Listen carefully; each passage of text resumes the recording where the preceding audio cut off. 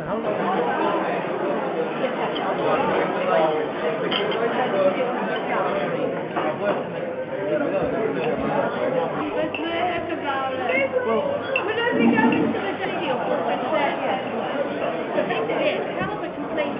will now amuse the fleet, because he was a Norfolk man through and through and spoke in a very broad Norfolk accent. That's clear from what he wrote. So he said, I will now amuse the fleet. And he proceeded to have run up the signal, England expects that every man will do his duty.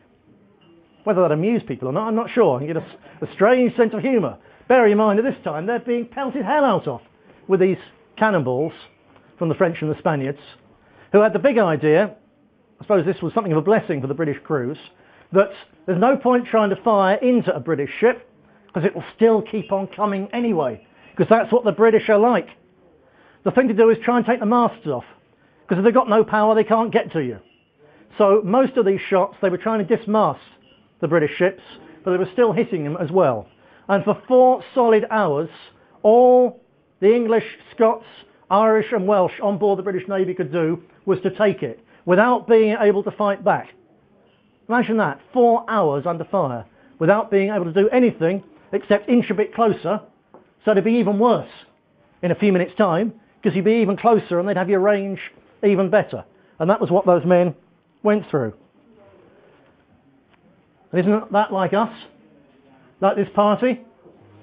Where we're inching towards them, inching towards power, inching towards real influence.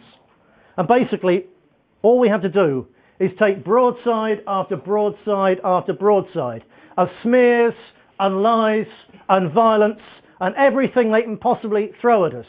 Our enemies, who aren't French and Spanish, most of them are homegrown, which makes it even worse.